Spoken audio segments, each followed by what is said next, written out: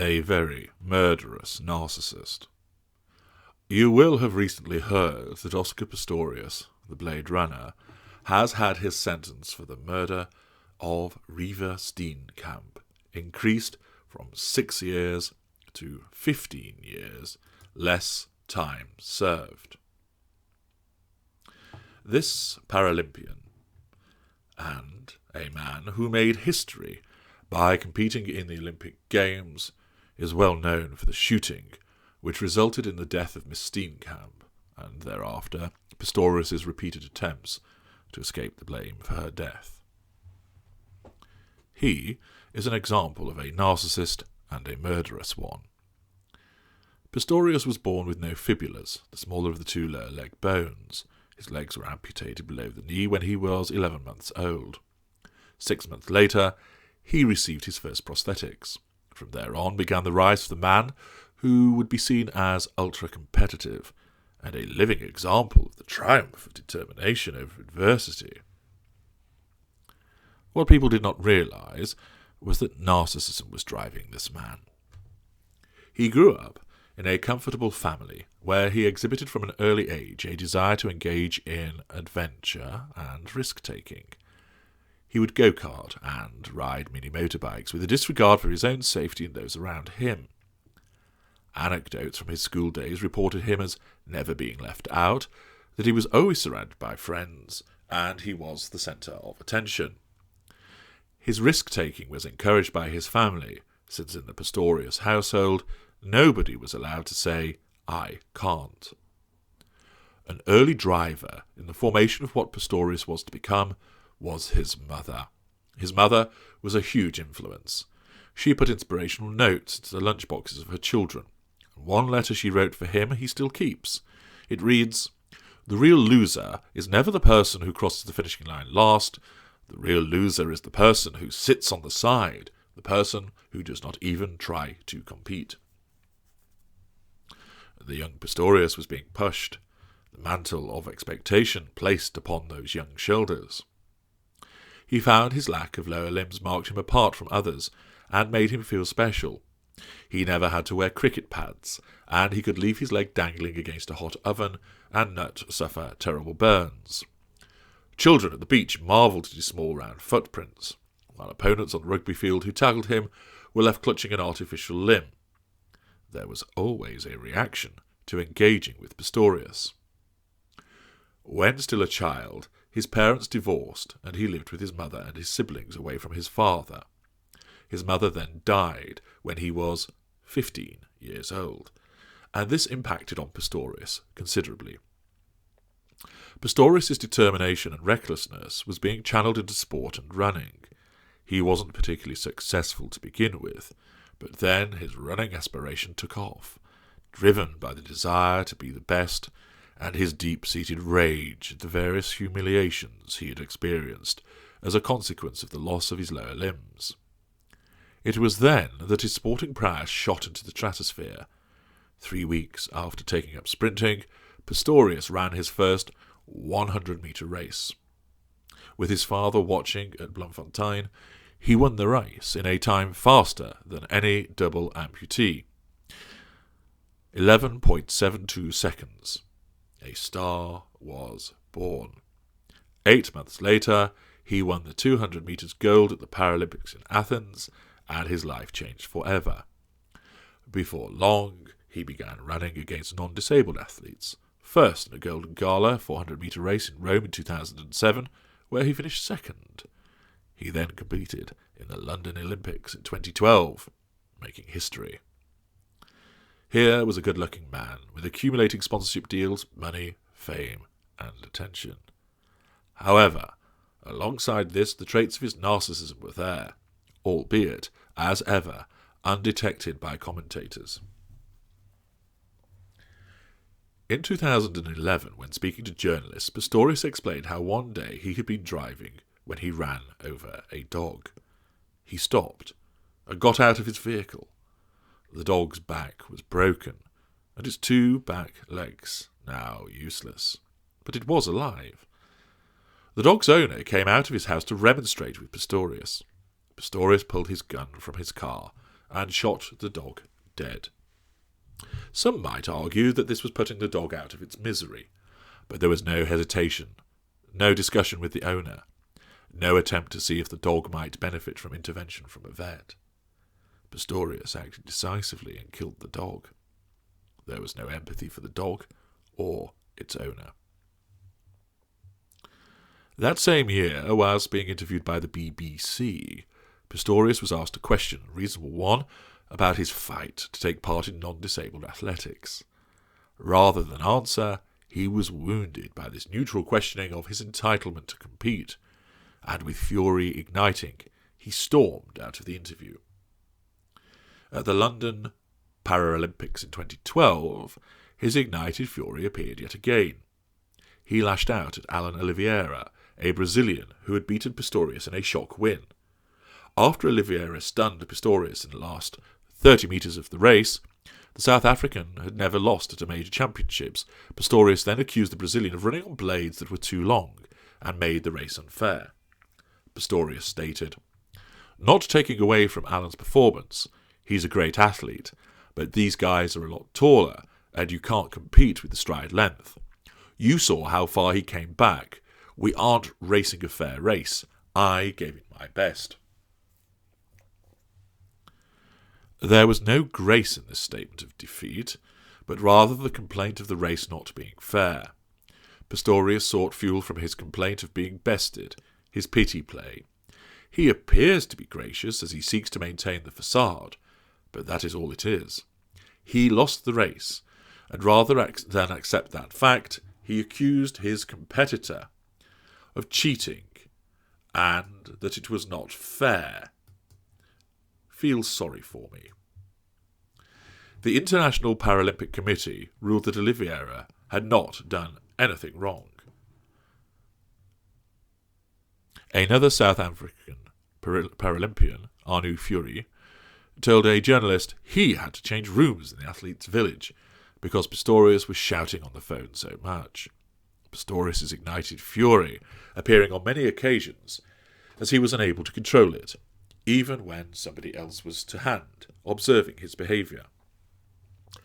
In 2013, a journalist explained how Pistorius had insisted that he pick up the journalist from the airport. Exertion of control, and then, whilst driving at 155 miles per hour, 250 kilometres an hour, Pistorius was checking text messages on his phone, terrifying the journalist in the passenger seat. Pistorius was entertained by this reaction. Here, he exhibits no empathy for the position of his passenger, a lack of accountability for the speed he's driving at, and whilst checking text messages on his phone, a sense of entitlement to do as he pleases, and, of course, gaining fuel from the reaction of his passenger.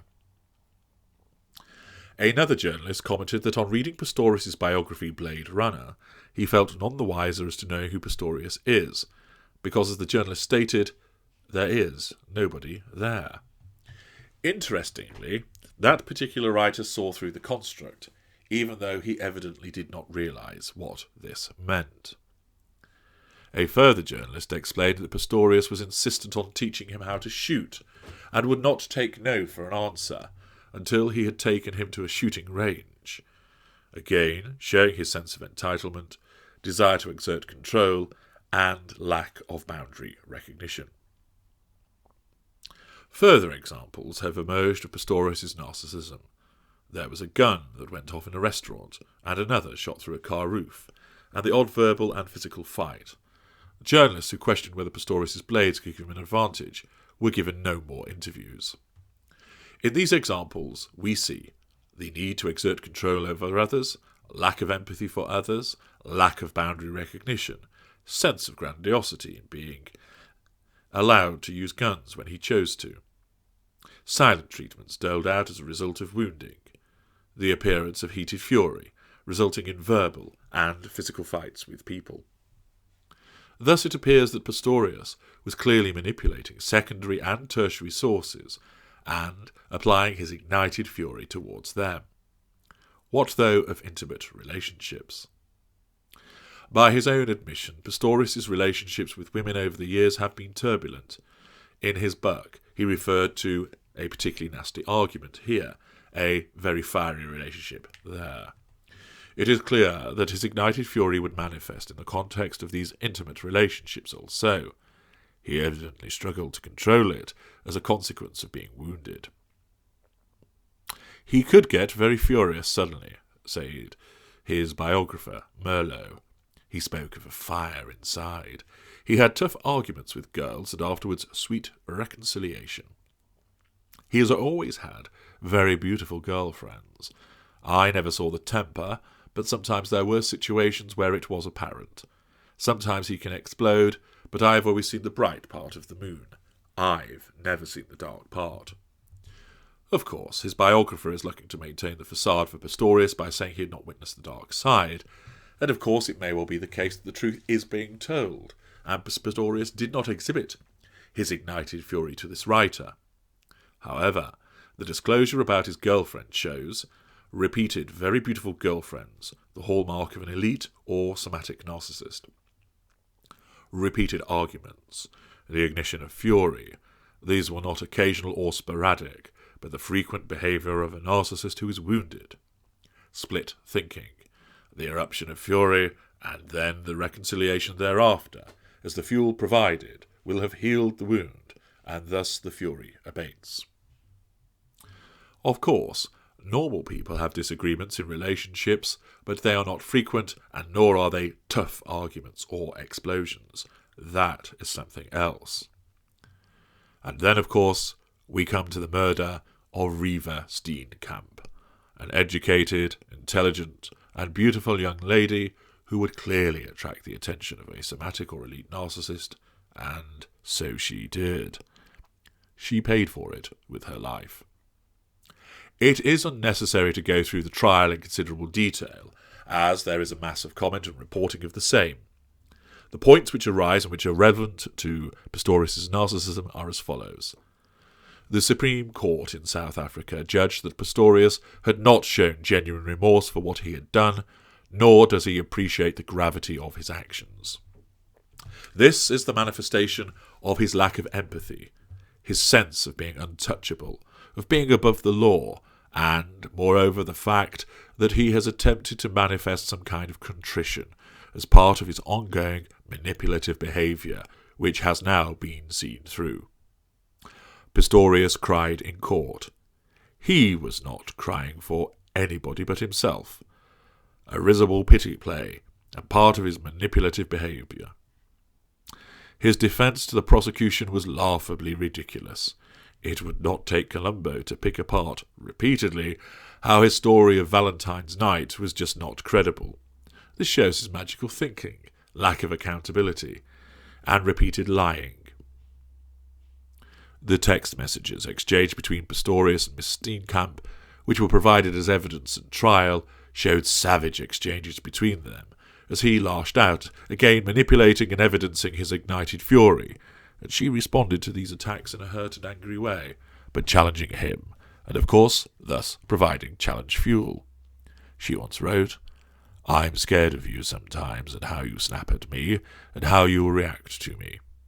The couple had argued, after Pistorius had accused her of flirting with another man. Sound familiar? The murder of someone he apparently loved in such a violent fashion. This underpins he did not love Miss Steenkamp, for an empathic person who does love would not kill the person they love. Further, his reaction through using firearms, the shots fired, and the manner of what happened showed he knew what he was doing, and it was as a consequence of that ignited fury manifesting once again, as it had done so on many times previously. The Supreme Court commented, "Although he may have been anxious, it is inconceivable that a rational person could have believed he was entitled to fire at this person with a heavy caliber firearm, without taking even that most elementary precaution of firing a warning shot, which the accused said he elected not to fire as he thought the ricochet might harm him. The accused must have foreseen, and therefore did foresee, that whoever was behind the toilet door might die, but reconciled himself to that event occurring, and gambled with that person's life. This evidences how the defence was a lie, and how Pistorius had no empathy for Steenkamp. Interestingly, the defence psychologists formed the view that Pistorius had generalised anxiety disorder, which, of course, formed part of the defence, namely that he had overreacted, owing to this anxiety to thinking there was a burglar present. The prosecution's psychological evaluation found no mental illness, and that Pistorius knew right from wrong. Naturally, the prosecution would not want to find any kind of illness or disorder, as this would potentially hinder a conviction, or, at the very least, aid mitigation, if he was convicted.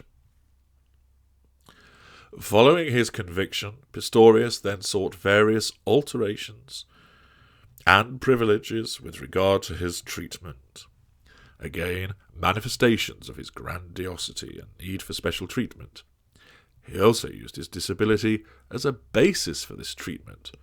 Quite the shift from someone who had always insisted that his disability was never a reason previously to treat him any differently. Of course, it suited him to use his disability this way, evidencing the expedients that our kind are known for. As many of our victims know, little shackles us, but from time to time the impact of the criminal law does catch up with our kind, and in the case of Pistorius, it has caught up with him not once, the verdict being changed to murder, but twice, his sentence extended. Of course, Pistorius will remain unmoved, mired in his own self-pity, and still blaming the long-dead Miss Steenkamp and others for his downfall.